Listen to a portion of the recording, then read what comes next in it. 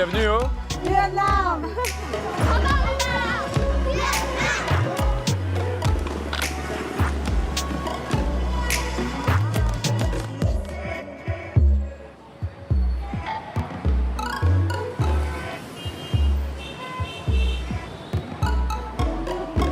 Bonjour et bienvenue au Vietnam. Quand on parle de francophonie au Vietnam, on évoque forcément le passé avec un siècle de présence française jusqu'en 1954. Les Français sont partis d'ici il y a 70 ans. Alors c'est vrai qu'avec le temps, de moins en moins de Vietnamiens parlent le français. Pour autant, est-ce que la francophonie est vraiment moribonde dans ce pays? Eh bien, pas tant que ça, elle connaît même un certain renouveau. Pour vous le montrer, je vais partir à la rencontre de Vietnamiens et de Vietnamiennes francophones qui vont vous présenter leur culture, leur tradition et leur mode de vie. La première étape de notre voyage, c'est Hanoï. Et justement, nous allons revenir dans le passé sur les traces de la présence historique française dans la capitale vietnamienne. Et pour vous faire découvrir cela, eh bien, j'ai rendez-vous avec A, Madame A, qui est une spécialiste du patrimoine. Vous êtes prêts? C'est parti pour un voyage en francophonie au Vietnam.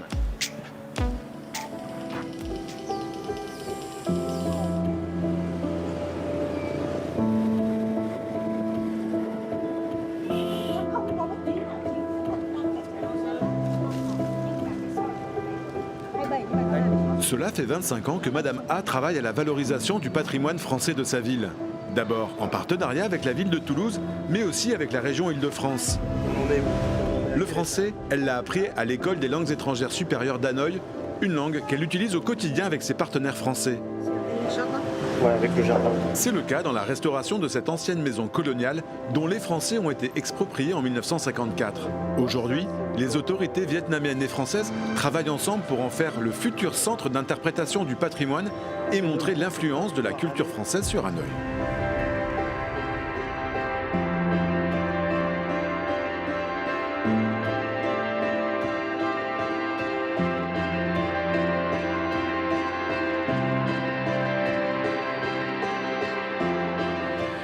Bonjour A.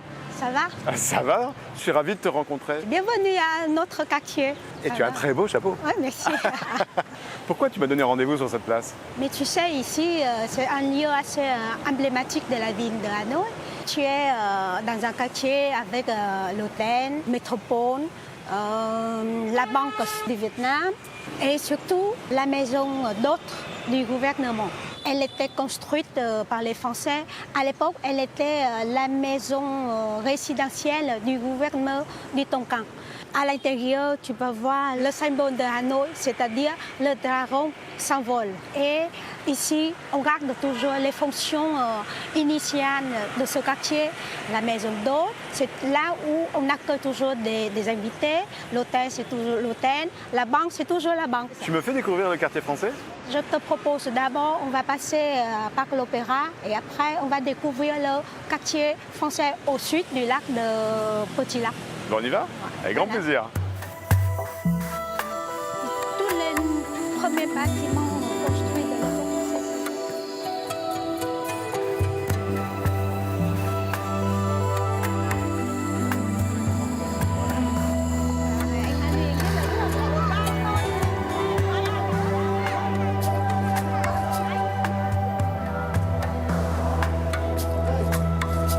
Bon, là, tu as le bureau du gouverneur.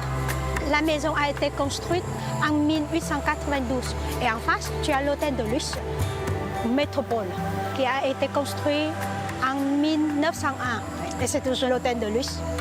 Il est très beau. Ça n'a pas changé. Non, pas du tout.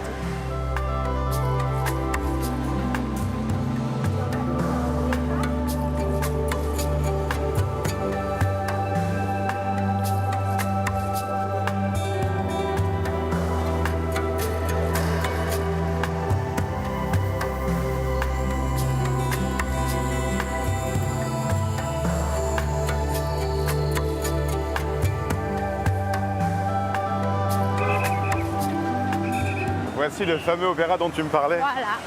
L'opéra est le début du quartier français. Parce qu'au moment où on a construit en 1901, les Français se plaignent. On dit que c'est trop loin, de là où on habite. C'est pour ça que les autorités ont décidé de construire le quartier français à côté de l'opéra. Donc c'est grâce à l'opéra que le quartier français s'est construit ici. Exactement. Il ressemble, c'est vrai, au Palais Garnier à Paris.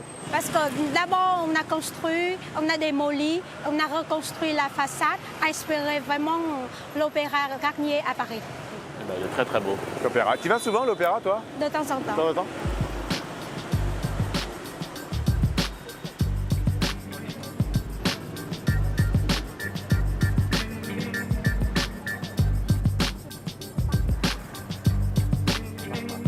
Tu vois, il y a le coiffeur de la rue.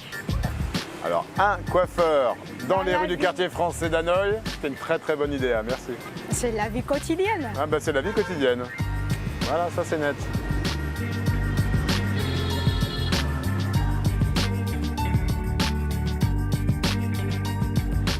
On est ici, c'est à l'université de Hanoï, l'ancienne université de l'Indochine. Tu vois encore le logo UI, c'est-à-dire l'université de l'Indochine. C'est le style indochinois. Et à l'intérieur, tu vas découvrir l'amphithéâtre et avec la peinture faite par Takdio, celui qui a créé l'école de beaux-arts de Hanoï. Qu'est-ce qu'on étudie dans cette université? La pharmacie. La fresque montre encore des échanges médicaux et la collaboration entre la France et le Vietnam dans ce domaine est encore très importante.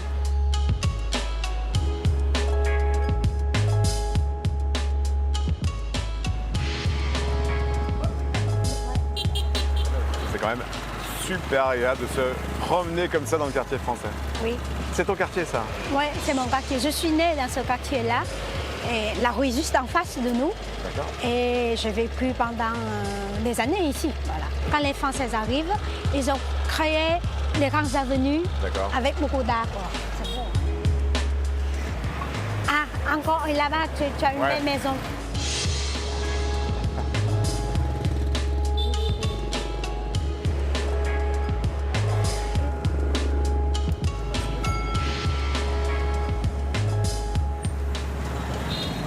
Ah oui, le pont est là.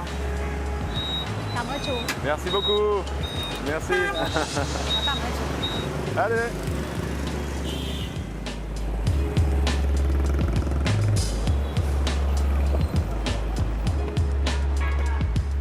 Ça, c'est la station Long Bien. Long bien. Là, on est sur le pont.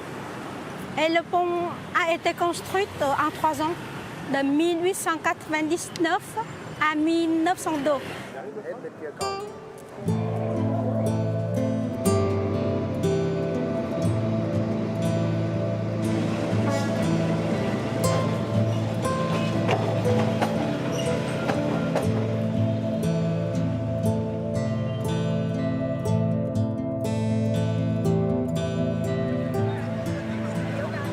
Tu viens souvent ici?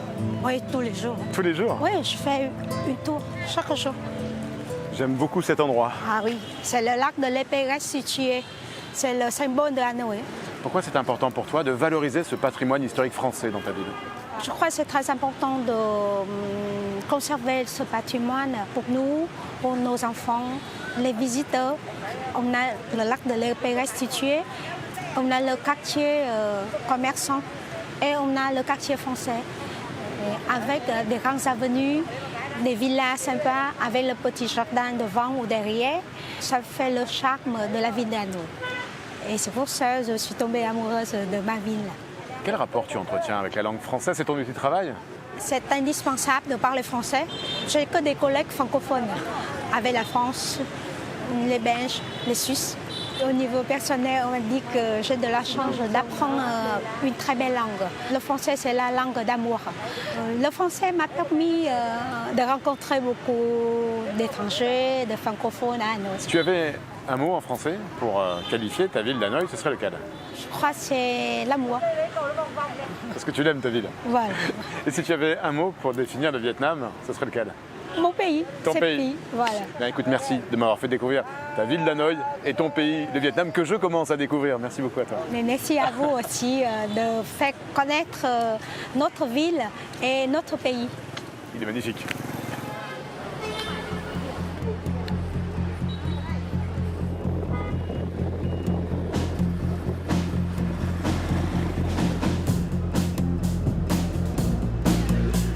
Direction l'université d'Hanoï. Bienvenue à Hanoï. C'est ici, dans l'une des plus grandes universités du pays, que l'Agence universitaire de la francophonie a ouvert un centre numérique francophone, et c'est là que les clubs leaders étudiants francophones se réunissent pour travailler sur leurs projets. Les 3 clubs du Vietnam sont membres d'un réseau de 300 clubs dans 50 pays. L'objectif souhaité par l'agence est que les étudiants francophones du monde entier échangent entre eux, mais aussi créent des projets en commun pour favoriser leur esprit d'entrepreneuriat. Les étudiants du club de l'école supérieure de commerce d'Hanoï travaillent sur un projet de recyclage des déchets, une activité fédératrice pour leurs professeurs. Ce projet a une grande signification parce que nous pouvons rehausser notre conscience pour la protection de l'environnement et pour améliorer notre façon de vivre, pour être près de la nature.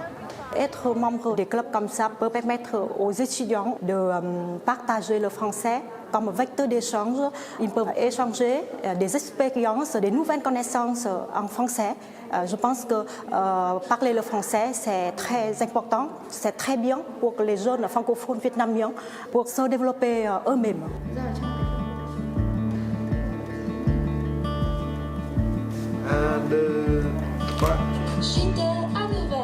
Dans la salle d'à côté, les étudiants de l'université d'Hanoï ont créé ensemble un journal télévisé en français qui présente chaque mois les actualités de leur université. Bonjour et bienvenue dans JTA Nouvelle. Pour leurs professeurs de français et de communication, c'est l'occasion pour ces étudiants de s'exprimer en français, mais aussi de découvrir un métier.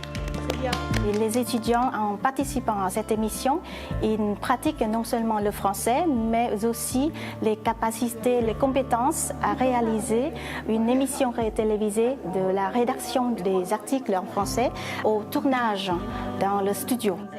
Et surtout, cela leur permet de découvrir les opportunités professionnelles dans le futur, non seulement dans la langue française, mais aussi dans d'autres domaines comme le journalisme, dans la télévision, dans la communication. Anne Dao Tran est étudiante en 3e année et c'est elle qui présente le journal télévisé. Une grande source de motivation dans sa relation avec la langue française. Dans notre club, je peux rencontrer des amis qui ont la même passion que moi et on peut s'entraider d'apprendre le français. Je peux utiliser le français devant la caméra et je peux promouvoir des jeunes étudiants comme moi d'utiliser et de mieux apprendre le français.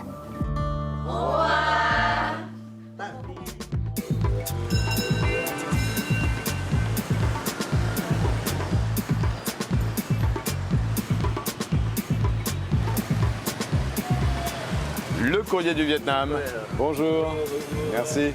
Il y a un média tout en français au Vietnam, c'est Le Courrier du Vietnam. Et pour me le faire découvrir, j'ai rendez-vous avec sa rédactrice en chef. Elle s'appelle Onga. Allez, direction la rédaction.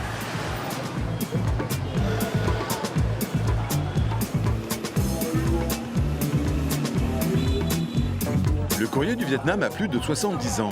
Créé en 1952 par le ministère vietnamien des Affaires étrangères, c'est le dernier journal francophone de l'Asie du Sud-Est. Tous les journalistes de la rédaction sont francophones. En plus de l'hebdomadaire papier, le Courrier du Vietnam possède un journal en ligne et une émission télévisée, Espace francophone. Onga Nguyen a commencé comme jeune journaliste au Courrier du Vietnam. Elle en est aujourd'hui la rédactrice en chef. C'est elle qui m'accueille dans cette institution de la francophonie au Vietnam. Bonjour Mme Nga. Bonjour Yvon, Ça va? bienvenue au Courrier du Vietnam. Merci.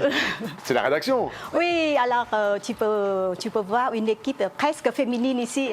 Quel est l'objectif du Courrier du Vietnam?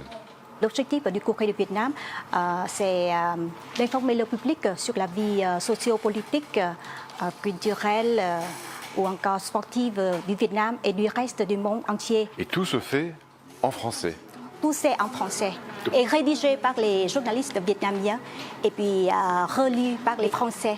Pourquoi c'est important d'avoir un média en français ici au Vietnam? Le Vietnam est un pays francophone et pour promouvoir l'image de notre pays, le meilleur moyen c'est de communiquer en cette langue-là. Aujourd'hui, il y a peu de médias en français dans le monde francophone. C'est un combat de tous les jours pour maintenir le courrier du Vietnam. Sur le plan culturel, on doit garder la langue. Là, c'est le français. Et la langue, c'est la culture. Et la culture, c'est un des objectifs de l'Organisation internationale de la francophonie. C'est pour ça que nous devons lutter pour le développement, pour le progrès de notre journal, le seul en langue française au Vietnam. J'ai entendu dire que le courrier du Vietnam, c'était à la fois un hebdomadaire, un site internet, mais aussi une émission de télévision. Exactement, nous avons une émission télévisée en français et sous-titrée en vietnamien qui est diffusée chaque semaine sur la chaîne VNews de l'agence vietnamienne d'information, notre société mère. Je te conseille d'aller dans un autre studio. Là-bas, tu peux rencontrer Madame Mai Quỳnh qui est présentatrice de notre émission télévisée. Bah, écoute, je vais y aller. Merci beaucoup. Au revoir. J'étais ravi de te rencontrer. À bientôt. À très bientôt. Au revoir les journalistes. Merci, au revoir.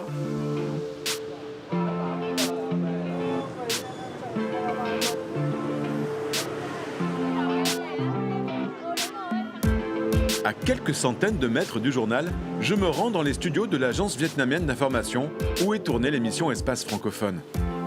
Ah, bah visiblement au Vietnam, pour entrer dans un studio, il faut enlever ses chaussures. Place à l'actualité de la semaine. Mai Quỳnh présente un journal diffusé chaque dimanche sur la chaîne VNews. C'est elle qui écrit les textes en français pour présenter l'actualité du Vietnam à la communauté francophone dans le pays et au-delà. Et à la semaine prochaine. Bravo, bravo, c'est formidable. Ça fait longtemps que tu présentes le journal? Ah oui, ça fait 3 ans que je présente le journal. Qu'est-ce que tu ressens de présenter un journal en français au Vietnam? C'est avec l'honneur que je travaille en français. Maintenant, comme on n'apprend pas beaucoup le français, j'aimerais travailler en français pour transmettre ma passion pour la langue française aux Vietnamiens. J'ai un petit service à te demander. Pour la suite de l'émission, j'ai un petit lancement à faire. Est-ce que je peux prendre ta place? Oui, tout à fait. Ouais, merci. Bonjour à toutes et à tous. Pour la suite de notre voyage en francophonie au Vietnam, je vous emmène maintenant dans le delta du Mekong. Je vais rencontrer Bernard. C'est le fondateur de l'association Mekong Plus. Allez, c'est parti. Destination le Mekong.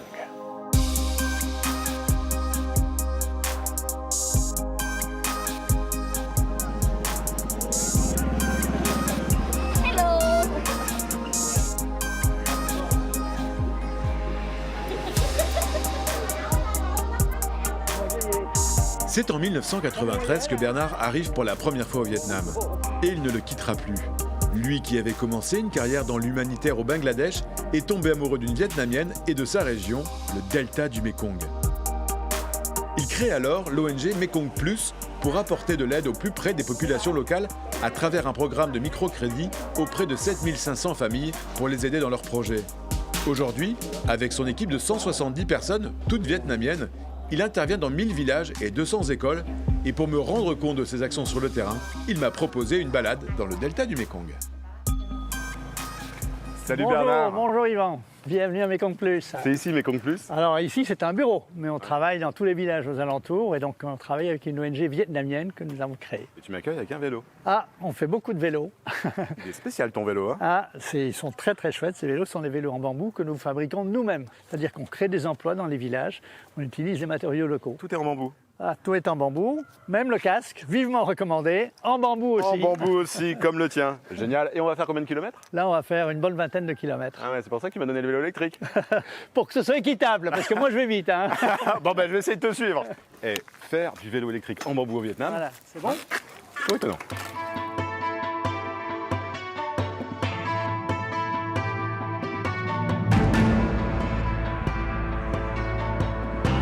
Alors là Bernard, tu m'emmènes où?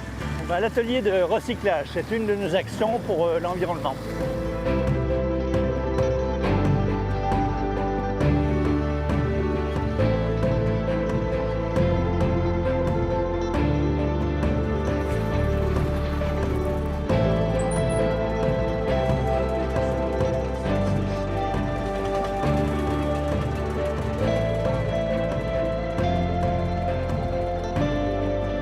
Dans le delta, le fleuve joue un rôle vraiment capital, quoi. Là, on voit le transport de produits, et puis la pêche, l'irrigation. Wouhou!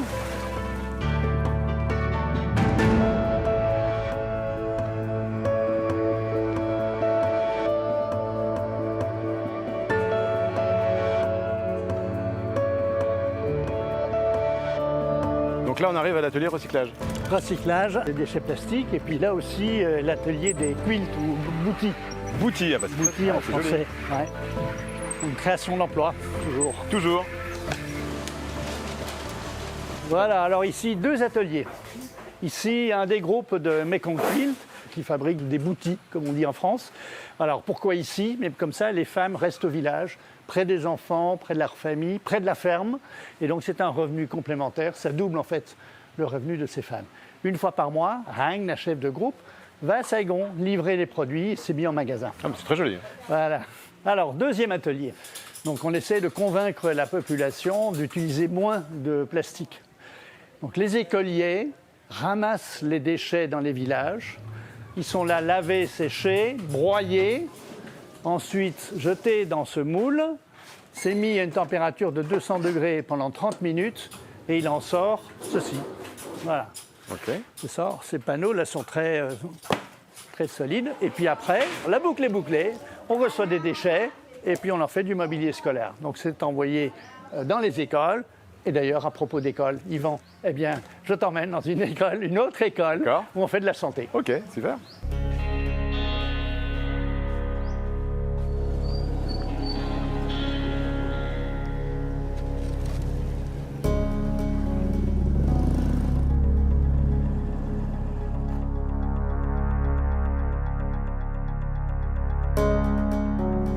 En fait, tu connais toutes les petites routes. J'ai été à peu près dans tous les villages ici. Et le contact avec des habitants de la région, c'est assez facile. Facile. Surtout dans le delta, ils sont extrêmement accueillants, souriants. Dès qu'ils te voient arriver, ils vont sortir. Ils sont hyper gentils.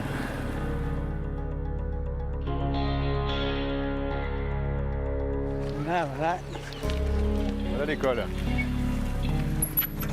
Je vois comment tu es en sueur. Je te remercie pour le vélo électrique. Hein.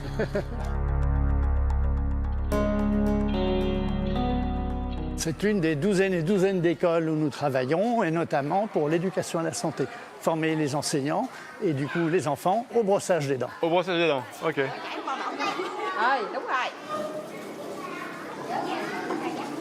La santé, c'est hyper important. Le problème de santé, c'est la cause numéro 1 de la grande pauvreté. C'est-à-dire, si on est malade, on doit aller à l'hôpital, les médicaments, ça coûte une fortune. Donc on leur dit, vous devez apporter votre brosse à dents.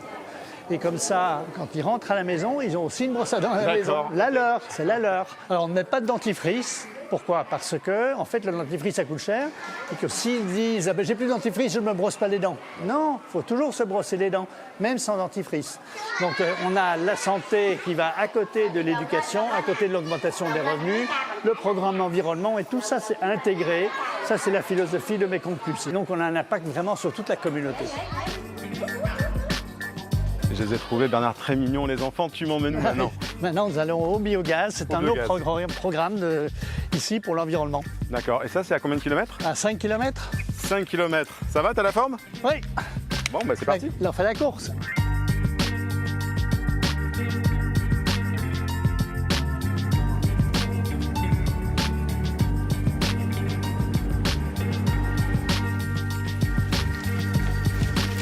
Ah ouais, ça se mérite, hein?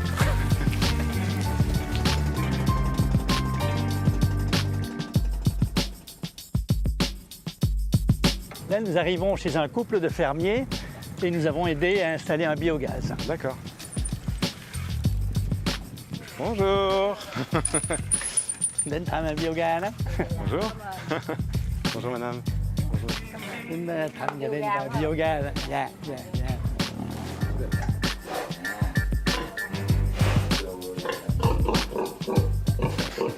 Voilà, donc quand on a 3-4 cochons... Qu'on entend.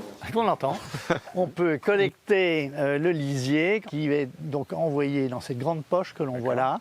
Ça fermente et au bout de 2 ou 3 semaines, on a du gaz méthane qui va être conduit via ce tuyau-là à la cuisine. À la cuisine. Et le tuyau, donc il faut suivre le tuyau. Voilà. On suit le tuyau et on arrive au réservoir de gaz. Voilà. D'accord. Tout ça, à l'intérieur, c'est du gaz. C'est du gaz méthane, voilà. Et de ce réservoir, on suit le tuyau bleu et on va à la cuisine. Et ça marche. Ah bah oui, il y a du gaz. Ah ouais, c'est génial, ça marche. Et combien vous avez installé de systèmes de biogaz? Maintenant, on a plus de 3000. Ce qui est formidable, c'est qu'un biogaz, en fait, sauve un arbre chaque mois. parce qu'on n'a plus besoin de bois pour faire la cuisine et on n'a pas acheté de gaz. Donc les paysans font de grosses économies, les voisins sont contents parce que ça ne sent pas mauvais. Ça, c'est écolo. Absolument. Et t'es fier de ça, toi? Absolument. Très fier de ça. Très fier.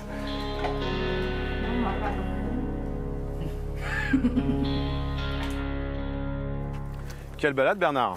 Ah, C'est super. c'est magnifique partout, les paysages dans le delta. Pourquoi tu t'engages depuis 30 ans pour ce pays? Pour moi, c'est tellement évident, quoi. Je veux dire, quand on voit une gamine qui pleure pour aller à l'école, comment est-ce qu'on peut dire non? C'est qu'il lui a manqué, c'est ce que c'était? Un vélo. Elle voulait un vélo parce que l'école était trop loin, quoi. Un vélo, ça coûte même un vélo d'occasion 40-50 €. Donc ça a changé complètement sa vie d'avoir un vélo. Donc quand je retourne dans les villages, je revois ces enfants et c'est un bonheur fantastique. Parce que je me dis vraiment, avec très peu de choses, on a vraiment changé la donne pour ces gens-là, quoi. C'est vrai que le Vietnam, j'aime beaucoup. C'est un pays facile, accueillant, les gens sont dynamiques, bosseurs. Et puis ce que j'aime beaucoup aussi, cette solidarité entre villageois. Ça, c'est fantastique. Alors, comment aider Mekong Plus aujourd'hui? De deux manières. Un, des sous. Je parlais de bourse scolaire. Bon, pour une bourse scolaire, c'est 20 €. Donc ça, voilà. Deuxième chose, dire qu'il y a des solutions. Pas de fatalisme. La pauvreté, ça se résout. C'est pas compliqué. Il faut le faire convenablement. Et si tu avais un mot pour définir le Vietnam, où tu vis depuis 30 ans, ce serait lequel? Dynamique, solidaire. 2 mots. Beaucoup de mots. Ils sont 110 millions, hein, quand même, ça mérite. Merci beaucoup, Bernard, de m'avoir fait découvrir l'action Mekong Plus et puis bien, cette magnifique région du delta du Mekong. Avec plaisir. Merci à toi. Merci, Yvan.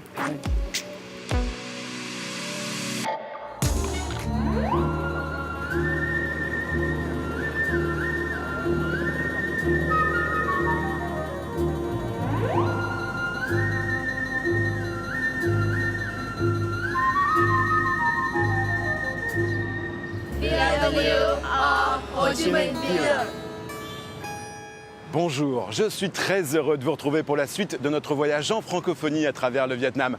Après une découverte du monde francophone dans la capitale, Hanoï, et une balade en vélo et en français dans le delta du Mekong, j'avais envie de vous présenter celles et ceux qui font vivre la langue française dans la ville qui porte le nom du fondateur de la nation vietnamienne, Ho Chi Minh, que tous les Vietnamiens surnomment Oncle Ho. Ho Chi Minh Ville, qu'on appelle encore aujourd'hui Saigon, est considérée comme la capitale économique du pays, mais aussi comme un paradis gastronomique. Alors pour me faire visiter la ville, j'ai rendez-vous avec David Tay, c'est un chef célèbre dans tout le pays. Vous êtes prêts? Le voyage en francophonie à travers le Vietnam continue.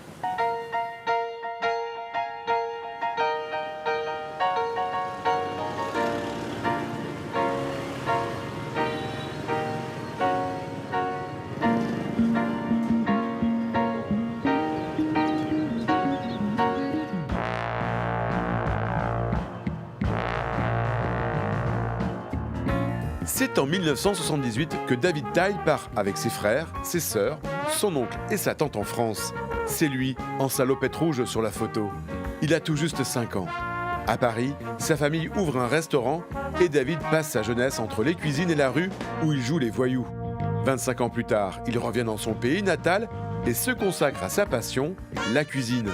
Il devient l'un des plus grands chefs du pays, gagne de nombreuses compétitions et travaille aussi dans les plus grands restaurants du monde pour faire vivre des expériences culinaires originales avec toujours un esprit rebelle.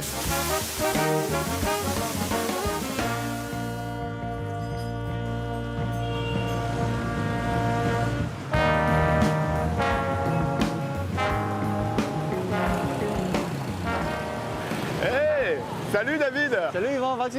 Ça va? Tu sais à quoi je t'ai reconnu? Non. Eh ben regarde, à ton nom, on peut pas te rappeler, David Tay. Merci beaucoup à toi. Pourquoi tu m'as donné rendez-vous ici? Bah, écoute, ici c'est le district 1, c'est Tân Duân, c'est là où j'ai grandi pendant un certain temps. Et puis cette cathédrale là, c'est un peu la Notre-Dame de Paris. Elle est belle. Et alors cette petite couleur rose là, elle est phénoménale et c'est un lieu très important pour le Vietnam. Parce que le Vietnam, malgré le bouddhisme, il y a quand même les catholiques et quand tu vois qu'il y a encore cette heure de messe le dimanche, les gens viennent prier, c'est affolant. Et puis en plus de ça, tu as cette messe, mais j'habite à côté, je suis à 5 minutes d'ici. Bah, tu me montres Je viens faire. On y va alors, on y va. Alors cette rue-là, elle est toute petite, mais elle est tellement connue. C'est pourquoi elle est connue? Ouais, parce que c'est la route de Ban Seo. C'est quoi le Ban Seo? C'est les crêpes vietnamiennes. D'accord. Alors, ça fait depuis 35 ans qu'ils font ça. Et ils sont terriblement bons. Là, le fameux banseo. Banseo. Ban, ça veut dire cake. Seo, ça veut dire roulé. Donc ça veut dire la pancake roulée. Roulé. Voilà, la crêpe roulée. Voilà. L'idée, c'est que ça soit fine, croustillante. Voilà, et bien sûr, moins de gras. Donc crevettes et soja. Crevettes, soja, porc, oignons, ciboulette. Ça s'accompagne avec de la salade, avec des herbes. Voilà. Donc en fait, David, c'est un plat très populaire, ça coûte pas très cher. Tout à fait. Une crêpe comme ça pour 2 à 3 personnes, c'est à peu près 4 euros. 4 euros. Ah ouais. Donc tu viens que pour les crêpes ici. C'est Banseo, c'est le restaurant de Banseo. Tu viens pour ça. Tu viens que pour ça. Tu viens pas manger ici pour manger d'autres choses que des Banseo. On y va. Ho Chi Minh, c'est dur de trouver des zones vertes. Il y a beaucoup de circulation. Ah oui, ça c'est phénoménal au Vietnam. Trop de trafic. Voilà le parc. Voilà, bienvenue au parc. Alors cette petite faune au Saigon, j'appelle la faune parce que c'est le seul endroit où il y a plus de verre. J'adore cet endroit. Et c'est un parc où tu peux venir te reposer comme en France en fait. Manger ton sandwich, etc. Donc c'est sympa, ça te fait une relaxation. Puis c'est surtout, il est à côté d'un lieu gigantesque et monumental. À Saigon, c'est la poste, le Bu Dinh, on appelle ça au Vietnam le Bu Dinh. C'est spécial. C'est une poste spéciale. Ah oui, on va voir. Tu m'amènes? Ah ouais, on y va. Comment on dit en y va en vietnamien? Di. Di. Di. On y va. Oh la gare. Cette poste, elle est incroyable. Ah, regarde, 1886, 1891. Il est marquant ce lieu, parce que et quand tu vois une poste comme ça, pour moi, c'était pas une poste, ça ressemblait à comme une entrée de gare. Donc, puis moi, quand je travaillais à Paris, ça m'a fait illusion tout de suite, ça me rappelle la gare Saint-Lazare. Cette poste, David, c'est aussi un témoignage du passé colonial français du Vietnam. Mais je pense que quand les gens ils voient ça, ils disent que je crois que le Vietnam a un passé qui a été colonisé, ça c'est vraiment le résultat. Et ce qui est étonnant, David, c'est que tu as sur la façade des noms de personnages illustres français. Et tout le monde le dira ça encore. L'architecture a été faite par des Français. Et on le sait ça. C'est le tracé, c'est leur signature en fait. Voilà. On va aller voir. On va aller voir, ouais. Regarde, voilà, c'est bienvenue à la Poste. C'est un peu ici une remontée dans le temps quand même. Tout à fait. Tu sens les vibrations d'ailleurs. Pour moi, c'est un musée aujourd'hui ici. Parce que tu as des choses qui sont dans le temps et ça fait du bien de voir tout ça. Mais quand tu vois qu'il y a autant de touristes aujourd'hui, ça veut dire ce que ça veut dire. C'est devenu une place où il y a une histoire, il y a des traces. Donc regarde les arcades, les guichets, c'est exactement le même feeling qu'on rencontre ça dans le sud de la France parfois. Voilà. Ce qui est chouette, c'est que ça continue à être une poste. Les gens viennent acheter, poster leur carte postale. C'est un peu un feeling, hein. C'est un peu une histoire de venir ici, de faire ton poste. Et là, on a le portrait d'Ho Chi Minh. Pour toi, cette ville, c'est Saigon ou c'est Ho Chi Minh ville? Oui, il ne faut pas oublier le boss. Notre président du Vietnam, oui, Ho Chi Minh, qui a été quand même une grande inspiration pour les Vietnamiens, pour le changement et pour le Vietnam aujourd'hui. Le futur, le développement du Vietnam, le temps, c'est Ho Chi Minh. Mais de cœur pour nous, les Vietnamiens qui sont de France et qui reviennent, il y a un petit cas. Lui, sur mon passeport, c'est encore marqué Saigon. Bon, maintenant, il faudra qu'on aille au marché parce que ce soir, il faut qu'on cuisine un petit plat pour toi. Oui. Donc, je vais te faire un petit plat sympa. Avec grand plaisir. On choisit les herbes, etc. Puis il est encore tôt, donc il faut qu'on y aille. Dans le centre historique de Ho Chi Minh Ville, il y a une maison connue de tous les habitants et qui attire les foules lors des journées du patrimoine. C'est la résidence de France. Construite en 1872 par des ingénieurs de la marine, ce lieu d'exception raconte l'histoire de la présence française au Vietnam. La consul générale, Emmanuelle Pavillon-Grosser, nous ouvre pour la première fois les portes de cette maison, à la fois lieu de vie et outil diplomatique. Bonjour et bienvenue à la résidence de France. Je vous invite à me suivre pour venir la visiter. Alors, vous vous trouvez aujourd'hui dans les coursives. Donc, c'est une des particularités de l'architecture de cette maison qui date de 1872, donc il y a un peu plus de 150 ans. L'intérêt des coursives, outre le fait que ça empêche le soleil et la pluie, puisque nous sommes quand même dans un climat très tropical, de rentrer dans la maison, c'est aussi de protéger un petit peu l'intimité des personnes qui se trouvent à l'intérieur. Les architectes de l'époque avaient mis des persiennes qui sont très hautes et la partie basse que vous pouvez observer sur les volets bouge pour pouvoir permettre l'aération sans laisser entrer les yeux extérieurs. Alors, nous nous trouvons maintenant dans le grand salon, la partie principale de cette belle résidence. Elle nous permet d'organiser différents types d'événements, des réceptions, mais aussi des conférences de presse, des tables rondes, mais aussi, ce qui est très important pour nos compatriotes français, les cérémonies de mariage. Et c'est pour cela que vous avez la Marianne dans cette pièce en permanence. Mais nous avons aussi, et c'est la partie la plus précieuse de notre salon ici, cette magnifique statue de l'ethnie Cham qui date d'il y a 1000 ans, donc 10e siècle, et dont nous essayons de prendre le plus grand soin. Alors dans toute la maison, vous allez remarquer qu'il n'y a pas de tapis, mais que vous avez un magnifique carrelage qui est d'origine et qui donne l'illusion qu'il y a un tapis au sol, tout en donnant un petit peu de fraîcheur à la maison, puisque nous ne pouvions pas à l'époque mettre de tapis sans risque de les voir être trop humides et donc de se détériorer trop rapidement. Alors nous nous trouvons maintenant devant un présentoir qui montre toutes les époques à laquelle cette belle demeure a été habitée, depuis Napoléon III avec son N et la couronne, 1872 jusqu'à nos jours, en passant par évidemment gouverneur général au commissariat français. Ça montre toute l'étendue de l'histoire à partir des cuillères et des fourchettes.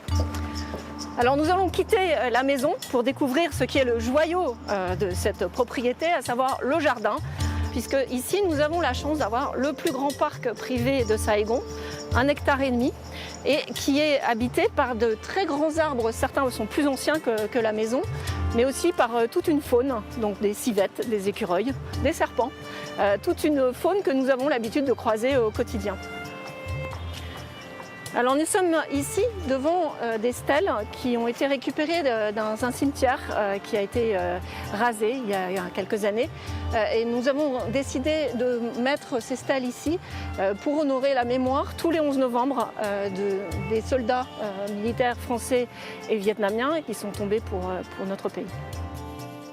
Alors, vivre dans une résidence historique qui a plus de 150 ans, c'est à la fois un honneur, un privilège, mais c'est aussi une responsabilité, puisque cette belle maison a vu passer des hôtes prestigieux. Même si on n'a pas la certitude absolue, il semblerait que le général Leclerc, que le général Delattre de Tassigny ait résidé quelque temps ici dans cette belle maison. Donc, quand vous avez des noms aussi prestigieux, on se sent impliqué et on est très content et très fier de faire partie de cette histoire. Et pour nous, c'est toujours un honneur en fait d'habiter dans un lieu qui est à la fois connu des Français mais aussi des Vietnamiens. Et les Vietnamiens considèrent que c'est aussi une partie de l'héritage historique commun que nous avons avec eux. Alors, cette maison a certes un passé historique, mais tout l'intérêt d'avoir un patrimoine aussi important, c'est de pouvoir la faire vivre et faire connaître ce patrimoine. Et pour nous, c'est essentiel d'avoir régulièrement des personnes qui viennent ici, qui sont reçues au nom de la France dans ce très bel outil. Et nous sommes en réalité le seul consulat général à avoir une très belle demeure et un très grand parc avec des arbres magnifiques à Saigon, dont nous en sommes très fiers.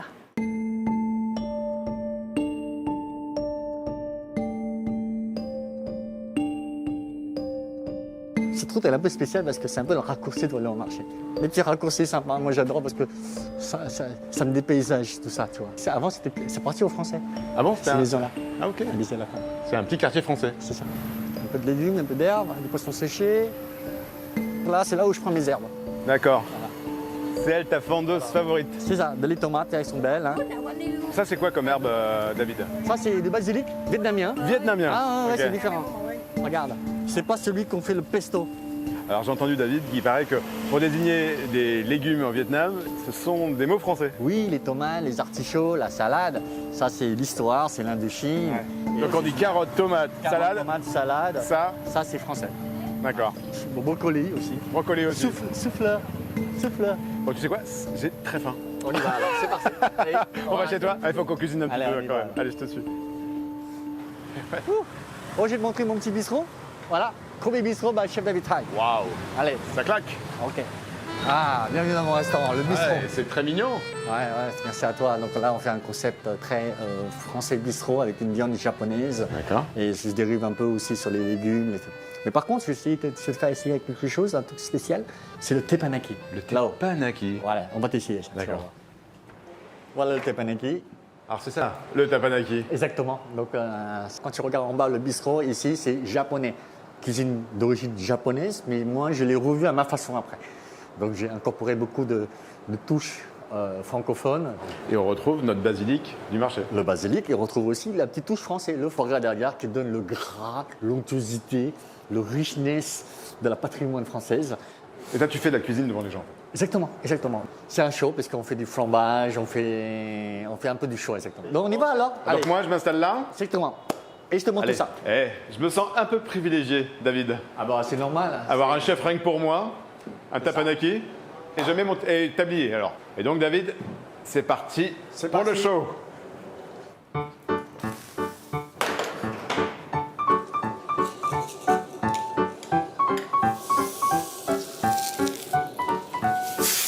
L'œuf avec le gras qui coule.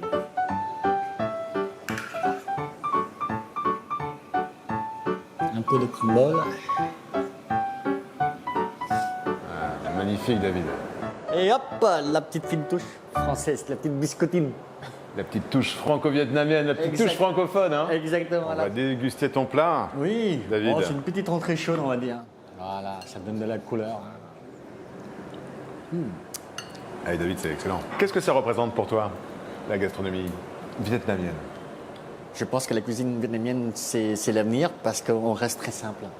Et tout ce qui est simple aujourd'hui, pour nous, c'est quelque chose d'il y a 30 ans. Mais ça revient à la mode. Et toi, tu essayes donc de marier tout ça et de t'inscrire dans cette histoire. Moi, j'essaie de travailler comme en France, c'est-à-dire on va retrouver étape par étape tous les ingrédients. On ne mélange pas tout ça là. Et les gens vont découvrir tout seul quand ils craquent l'œuf, oh l'œuf, la sauce, oh le foie gras. Et ça, c'est exactement ce qu'on a appris en France, c'est-à-dire féculent, le poisson, la garniture, la sauce autour. Donc le schéma, il est là, le pose, il est là. Moi, j'ai que à profiter de la richesse des airs vietnamiens pour donner du saveur dans mes plats. Notre filet de bœuf. La langue française, est-ce que c'est un ingrédient dans ta recette C'est un passeport. de cuisine? C'est un passeport. C'est un passeport aujourd'hui. C'est plus que parler français, c'est un passeport pour nous. Voilà. Et c'est une fierté aussi pour moi aussi, en tant que Vietnamien, de dire c'est grâce à la France que j'ai pu acquérir ça. Et ça, c'est pas des pipeaux. Il y a quelque part une inspiration. Et cette inspiration, elle vient de là où j'ai vécu, donc c'est la France. Si tu avais un mot pour définir le Vietnam, ce serait lequel? Les joies. Les gens, ils regardent pas demain. Ils regardent aujourd'hui, comme tu as vu tout à l'heure, les gamins dans la rue, ils sourient. Mais ce sont des sourires qui n'ont pas de valeur, en fait. En tout cas, tu m'as vraiment mis en joie. Merci vraiment beaucoup. à travers ce voyage culinaire. Merci beaucoup, David. Merci beaucoup. Et on va finir notre plat. Très bien. Allez, merci David. La gastronomie française, elle aussi, est bien présente à Ho Chi Minh Ville. Et ce sont de jeunes Vietnamiens de milieux défavorisés qui, tous les matins, mettent en avant un savoir-faire français, celui de la boulangerie. Depuis 2018, un lycée professionnel accueille l'école de la boulangerie française, créée il y a 20 ans à Hue par 2 jeunes Français. Chaque semestre, une promotion de 10 apprentis boulangers viennent suivre une formation de haut niveau, pilotée par l'Institut européen de coopération et de développement et financée par l'Agence française de développement. Quentin est un jeune boulanger français. Il a travaillé dans plusieurs grands hôtels à l'étranger. Il a rejoint la boulangerie française pour aider ces jeunes et transmettre son savoir, notamment pour la fabrication d'un héritage colonial, celui de la baguette. Donc là, ils viennent de finir de façonner des baguettes type baguette de tradition. Donc la baguette est un produit qui marche bien et on va dire que les cultures de consommation des Vietnamiens sont en train de changer. Donc plus en fait on vient apprendre à nos jeunes à faire une bonne baguette à la française et plus en fait ils auront des chances dans le futur de travailler dans des gros groupes, de la grande distribution, de l'hôtellerie, etc. Comme dans une formation de CAP à la française, les jeunes apprennent à faire du pain et des viennoiseries bien sûr, mais pas seulement. Ils suivent des cours de culture culinaire, mais aussi de savoir-être pour s'insérer au mieux chez leurs futurs employeurs. Explication de la directrice Thuy Van Dang Hardiville, qui est revenue dans son pays natal pour suivre ce projet qui la passionne. Alors ces croissants, ces pains au chocolat représentent un savoir-faire français qui est très recherché actuellement au Vietnam. Et du coup, ça permet à nos étudiants, après leur formation, d'intégrer un emploi stable dans le secteur d'hôtellerie et de restauration et du coup ainsi améliorer leurs conditions de vie et subvenir aux besoins de leur famille. Direction le Sofitel, l'un des plus beaux hôtels de Chiminville qui vient de fêter en grande pompe ses 25 ans. Le groupe Accor, auquel appartient le Sofitel, embauche régulièrement des jeunes apprentis de la boulangerie française pour soutenir son activité d'entreprise sociale, mais aussi tout simplement pour la qualité de leur formation professionnelle. C'est le cas de 2 anciens élèves qui préparent depuis quelques mois le petit déjeuner au Sofitel. La formation à la boulangerie m'a beaucoup aidée, notamment pour savoir faire des croissants et du pain, qui est une technique difficile. J'aime travailler ici au Sofitel parce que cet hôtel représente la culture française et j'espère y rester longtemps. La boulangerie, c'est un point de départ pour ma carrière. J'aimerais plus tard être chef cuisinier. C'est une chance de travailler dans un hôtel 5 étoiles. J'apprends beaucoup ici auprès des équipes et peut-être qu'un jour, j'ouvrirai mon propre restaurant.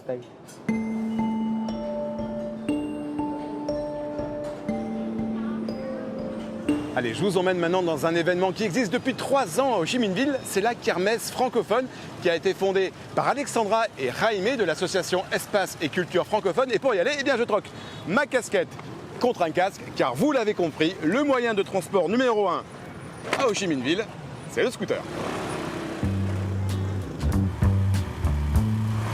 Hey, bienvenue à Ho Chi Minh Ville. Alexandra est anglaise et Jaime, lui, est espagnol. Tous deux habitent Ho Chi Minh Ville depuis plusieurs années. Leur trait d'union, c'est la langue française. Pour la partager avec les Vietnamiens, ils ont créé l'association Espace et Culture francophone. 2 fois par an, ils organisent une kermesse francophone au sein d'une école française pour proposer des activités autour du français et de la francophonie. Bienvenue au TV Sangmong. Et salut Alexandra. Salut Yvan. Bienvenue à la kermesse francophone du goût. Je suis ravi de te rencontrer. Enchanté. Ça se passe ici? C'est ici. Alors ici, on est à l'école Boulet-Bill, qui est une des écoles primaires de l'Agence de l'enseignement du français à l'étranger. Et la petite école, et ils ont participé tous ensemble à 8 ateliers. Pourquoi c'est important pour vous d'organiser une kermesse francophone, de faire vivre la francophonie ici à Ho Chi Minh Ville? La francophonie, c'est aussi faire vivre la culture française. Il y a le goût, l'occasion de la semaine du goût, comme cette semaine justement aujourd'hui avec la kermesse. La francophonie, c'est l'occasion de parler de cinéma, de littérature, de toute la richesse de la culture française et de la partager aussi bien avec les petits Français, dont nos enfants, mais aussi les petits Vietnamiens qui apprennent le français. Et donc voilà, ils le voient en vrai, en direct. Et pour toi, Jaime? Écoute, pour moi, c'était surtout créer du lien entre les communautés vietnamiennes francophones et les communautés françaises installées ici au Vietnam. Et on a commencé avec une école vietnamienne qui participait à nos événements. Aujourd'hui, elles sont 4. L'université a inclus dans ses cours l'obligation de venir à nos événements. Et ça, c'est vraiment la preuve du succès de ces événements francophones ici au Vietnam, à Ho Chi Minh. Messieurs, mademoiselles, merci d'avoir participé à la Kermesse du goût de l'édition 2023. On les invite à revenir pour l'édition 2024. Au cœur d'Ho Chi Minh Ville, un lycée prestigieux fait vivre la langue française depuis 110 ans, le lycée Nguyen Thi Minh Khai, du nom d'une héroïne et femme révolutionnaire vietnamienne. Cet établissement est renommé non seulement pour son architecture coloniale typiquement française, mais aussi pour la qualité de son environnement pédagogique.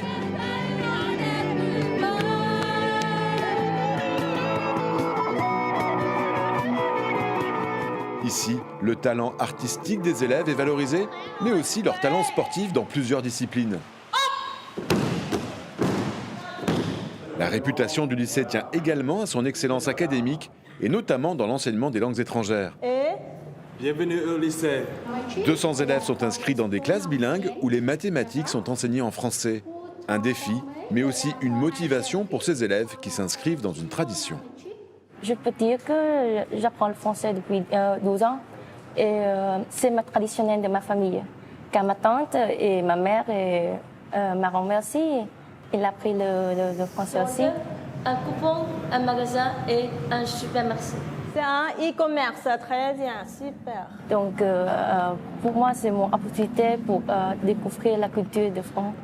Mon mot préféré en français, c'est amour. Depuis 1913, le français continue donc à vivre dans les couloirs de l'école, jusque dans ces clubs où les élèves organisent régulièrement des activités ludiques pour s'exprimer en français. Cet environnement francophone et la qualité des enseignements a permis à l'établissement de recevoir le label France Éducation, géré par l'Agence pour l'enseignement français à l'étranger. Un plus pour Tu Duan Treuil, le responsable des affaires étrangères du lycée. Le français que pour nous est comme quelque chose de très très proche, très intime. Depuis le label France Éducation, on peut avoir un contact beaucoup plus facile avec les établissements scolaires francophones en général et surtout en France en particulier. Vous êtes de vrais ambassadeurs de la langue française et je voulais pour ça vous en remercier chaleureusement. Anne-Laure Vincent est attachée de coopération pour le français au Consulat général de France. Elle se rend régulièrement au lycée pour rencontrer les équipes de direction afin de soutenir et valoriser cet enseignement bilingue francophone à travers ce label reçu par 16 établissements au Vietnam. Un enjeu important pour la place du français dans le pays.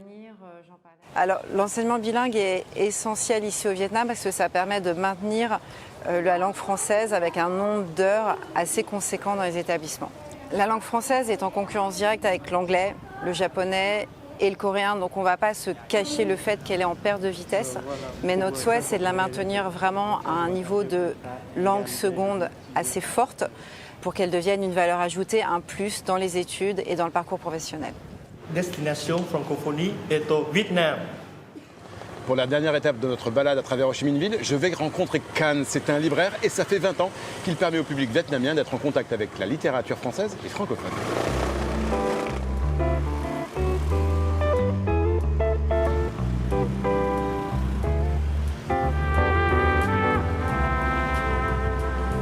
Can descend d'une famille assez particulière. Son grand-père était l'équivalent du Premier ministre jusqu'à la chute de la monarchie en 1945. Et son père était le secrétaire particulier de l'impératrice jusqu'en 1952, date à laquelle Can, avec sa famille, part en France. Il a 10 ans et passe ses journées dans la librairie que son père vient d'ouvrir à Paris. Quand le Vietnam s'ouvre à nouveau en 1993, il revient dans son pays natal et continue sa carrière d'ingénieur international. À sa retraite, il décide d'ouvrir une librairie à Ho Chi Minh Ville pour perpétuer la tradition de lettrés attachés à sa famille.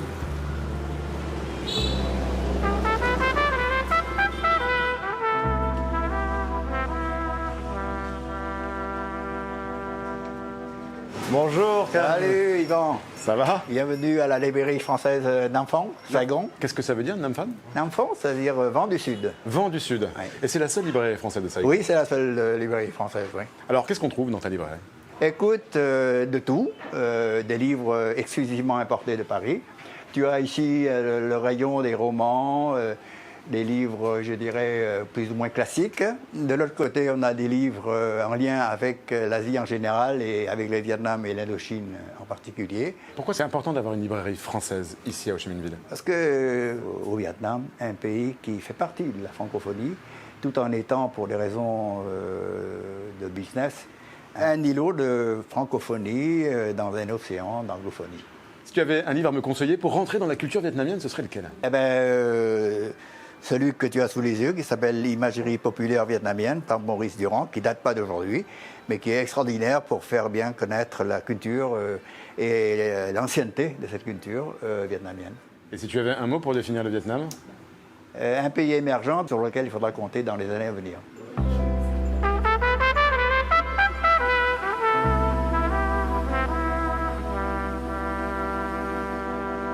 Voilà, j'espère que cette découverte de la francophonie vietnamienne vous a plu. Une francophonie historique, mais qui connaît, vous l'avez vu, un certain renouveau. J'espère surtout que ce voyage vous a donné envie de venir ici au Vietnam, rencontrer les Vietnamiens, un peuple souriant, accueillant et qui aime partager sa culture et ses traditions. Nous, on se retrouve bien sûr prochainement sur TV5 Monde pour une nouvelle destination. D'ici là, portez-vous bien où que vous soyez sur la planète francophone. Allez, salut!